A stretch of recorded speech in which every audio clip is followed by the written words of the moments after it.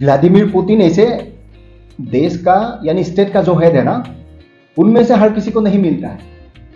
National security के लिए ये नेटो वाला देश का जो प्राइम दुश्मन है वो चाइना है। और ये यूक्रेन और रूस का ये जो लड़ाई है, एलएसी में हमारा जो फेस टू फेस है ना चाइना के साथ, वहां वो स्थिति है मानो कि वहां पेट्रोल जो है ना ये फैला हुआ है, एक आग काफी है। जो चाइना ने बड़ा चतुराई से एक तो यूक्रेन में फंसा दिया है और इधर मिडिल ईस्ट में फंसा दिया है। अब मोदी जी वही प्रयास कर रहा है कि अगर रूस यूक्रेन का लड़ाई खत्म हो जाएगा, लेकिन मोदी जी का ये जो चाल है ना ये देखने लायक है। ये तो पूरा चेस टाइप का हो गया ना कि इधर से एक आगे बढ़ा दिया, फिर इधर से वो आगे बढ़ा दिया। अब इसका रिजल्ट क्या आएगा ये वक्त ही बताएगा।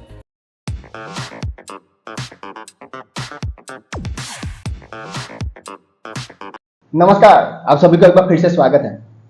तो साथियों, हमारा national security advisor Ajit Doval sahab पहुंच गया है रूस।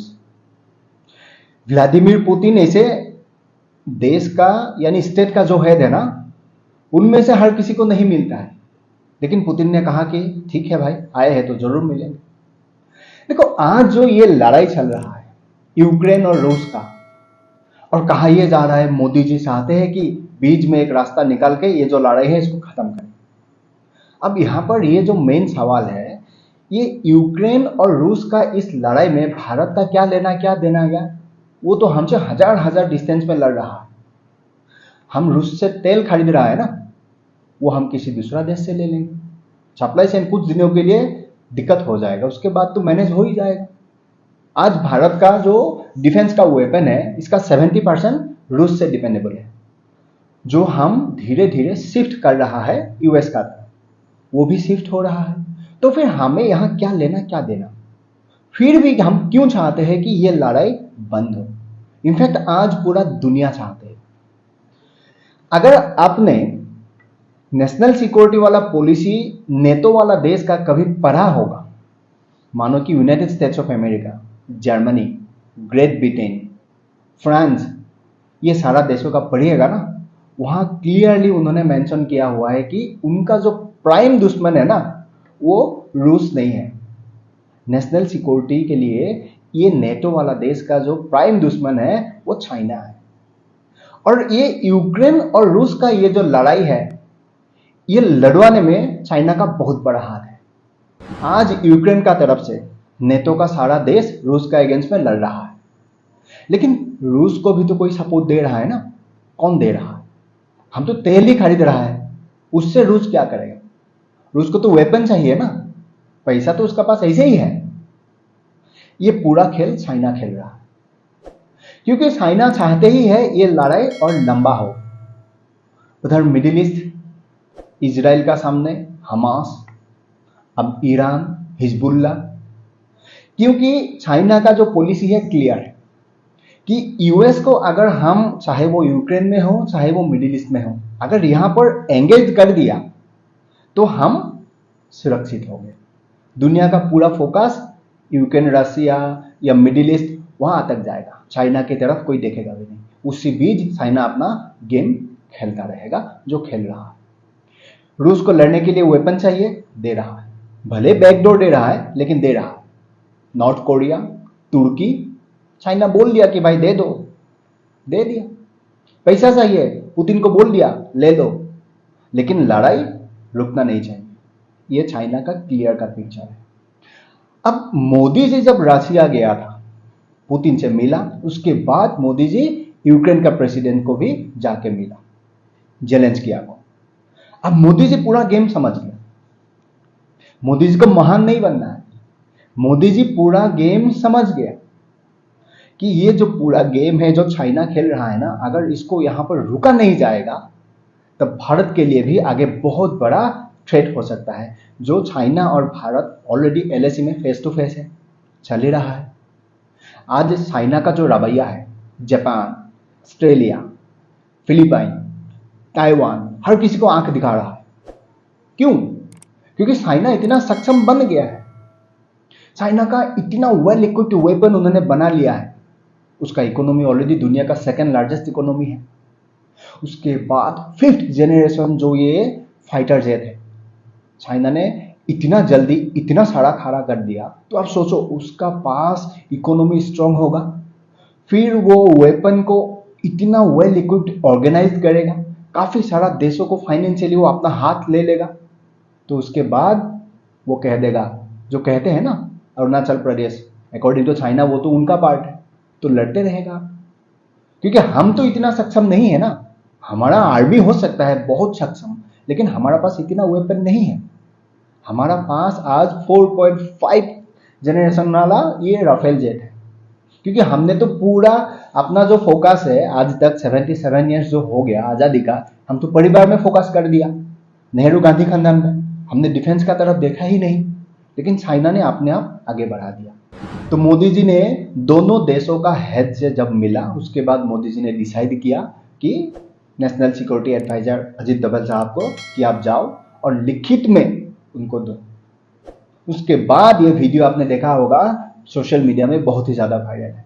तो डोभाल साहब ने पुतिन को मुलाकात करते हुए ये कहा है कि हमारा स्टेट का हेड यानी प्राइम मिनिस्टर जब जाके मिले जेलेंस्की से, मैं वहां पर था और मोदी जी आपसे ये बोलने के लिए कहा गया, तो ये मैं लेके आपका पास आ गया। आज तक आपने ऐसा कितना देखा होगा कि पीस सम्मेलन के लिए यूक्रेन वाला स्विस सम्मेलन हुआ था ना, काफी सारा लोग वहां पर गया था, रशिया नहीं गया, उसके बाद भारत ने भी बॉयकॉट कर दिया, काफी सारा मिडिल ईस्ट का कंट्री ने भी कर दिया था, इसीलिए वो हो नहीं पाया। क्योंकि वहां क्या होता, रशिया को तू मैं ऐसे दिखा देता कि देखो रशिया ने हमारा यूक्रेन का काफी सारा लैंड हड़प लिया, ये गलत हुआ तो रशिया को बॉयकॉट कर देना चाहिए, ऐसा नहीं हुआ। लेकिन यहाँ मोदी जी का जो गेम है यह ऐसा है कि आपका पास रखा गया है, आप पढ़ो, स्टडी करो, उसके बाद आप समझो। इसीलिए पुतिन ने क्या कहा आपने जरूर सुना होगा, पुतिन ने कहा 22 अक्टूबर को मोदी जी आ रहा है ना, तो हम बायलैटरल जो मीटिंग है ये भी रखेंगे, हम बात करेंगे, क्योंकि मोदी जी मेरा एक गुड फ्रेंड है। कि मोदी जी गया, दोनों स्टेट का हेड से मिला, उसके बाद जयशंकर साहब पुतिन से मिला, और अब अजीत डोभाल साहब जाके मिल रहा है। और उसी बीच हमारा एनएसए अजीत डोभाल साहब किससे मिल रहा है, चाइना का जो सेंट्रल फॉरेन अफेयर्स कमिश्नर है जिसका नाम है वांग यी, उससे मिल रहा है। एलएसी में हमारा जो फेस टू फेस है ना चाइना के साथ, वहां वो स्थिति है मानो कि वहां पेट्रोल जो है ना ये फैला हुआ है, एक आग काफी है। हमने काफी बार कमांडर लेवल का बातचीत कर लिया, और मैंने आज तक जितना ये आर्मी ऑफिसर्स का इंटरव्यू सुना है ना, मैंने देखा हर ऑफिसर वही कहता है, यार ये जो चिंगपिंग वाला ये जो चाइना है ना, जो छाव छाव माओ माओ करते हैं, ये यार भरोसे के लायक नहीं है। हमारा क्या होता है, हम कभी लिख के देता है कोई भी बात, हम उसमें अटल रहता है कि भाई हमने लिख के दिया, ये हम मानेंगे, आगे से करेंगे नहीं। लेकिन चाइनीज ऐसा नहीं है, ये चाओपाओ वाला ऐसा है, जहां उसको प्रॉफिट दिखेगा ना, वहां जो अपना ही सिग्नेचर क्या हुआ होगा ना, फिर भी कहेगा नहीं नहीं ये हम नहीं मानेंगे। हमारा साथ गलवान में वही हुआ। तो इसीलिए मोदी जी ने कहा है कि आप इससे भी बात करो, और ये बहुत हो गया कमांडर लेवल का बातचीत, इसको ना एक इंटरनेशनल लेवल पे बायलैटरल तरीके से इसको सोल्व करते हैं। जयशंकर साहब ने तो कह ही दिया, चाइना के साथ हमारा जो बायलैटरल जो रिलेशन है ये ऑलमोस्ट 75% सोल्व हो चुका है। अब चाइना ने भी कह दिया कि कोई बात नहीं, हम रेस्पेक्ट करते हैं पीस के लिए, हम भी पीछे हटेंगे, आप भी हट जाइए, हम एक साथ काम करने के लिए रेडी है। हालांकि चाइना को आप बिलीव नहीं कर सकते, मैंने कहा ना, ये लिख के दिया उसके बाद गलवान में वो कर दिया, आप इसको बिलीव नहीं कर सकते। हार्ड वो आर्मी ऑफिसर का बयान आप जरूर सुन लेना, ये भरोसे के लायक नहीं है। लेकिन अगर हमें रशिया यूक्रेन का ये लड़ाई खत्म करना है, दुनिया का पूरा फोकस जो नेटो वाला देश है, जिसका नेशनल सिक्योरिटी वाला मेन प्राइमरी जो फोकस चाइना का ऊपर होना चाहिए, जो चाइना ने बड़ा चतुराई से एक तो यूक्रेन में फंसा दिया है और इधर मिडिल ईस्ट में फंसा दिया है। अब मोदी जी वही प्रयास कर रहा है कि अगर रूस यूक्रेन का लड़ाई खत्म हो जाएगा, यूएस का एक फ्रंट चाइना के लिए फिर से खड़ा हो जाएगा, क्योंकि उधर रूस भी फ्री हो जाएगा। तो रूस का तरफ से भी अब प्यार से ही सही जिनपिंग को समझा सकते हो कि भाई नहीं ये गलत है। ये पूरा जो खेल चल रहा है, इसी खेल का ये जो डोभाल साहब जाता है वहां मिलता है, सेंट पीटर्सबर्ग में चाइना का जो कमिश्नर है फॉरेन अफेयर्स का, उससे मिलता है और वो खुद बयान देता है। अब 22 अक्टूबर में पीएम जा रहा है, वहां बायलैटरल मीटिंग होगा, पुतिन ने खुद कहा है। इसका रिजल्ट आपको आगे दिखाई देगा, लेकिन चाइना को यहां रुकाना बहुत ही जरूरी है। चाइना को अगर हम टारगेट करेंगे, चाइना को अगर हम यहीं पे आज नहीं दबाएंगे तो चाइना पूरा दुनिया के लिए थ्रेट बन सकता है, क्योंकि उसने खड़ा कर दिया है 5th जनरेशन का fighter jet, well liquid advance technology, stealth. वो कहता है कि हम कुछ ही सालों के अंदर हजारों की तादाद में खड़ा कर देंगे, और उसका वेपन। लेकिन मोदी जी का ये जो चाल है ना, ये देखने लायक है। ये तो पूरा चेस टाइप का हो गया ना, कि इधर से एक आगे बढ़ा दिया, फिर इधर से वो आगे बढ़ा दिया। अब इसका रिजल्ट क्या आएगा ये वक्त ही बताएगा। तो आज का ये वीडियो यहीं पे होता है खत्म। मिलते हैं नेक्स्ट वीडियो में। अगर ये वीडियो अच्छा लगा लाइक करके शेयर कर दीजिएगा।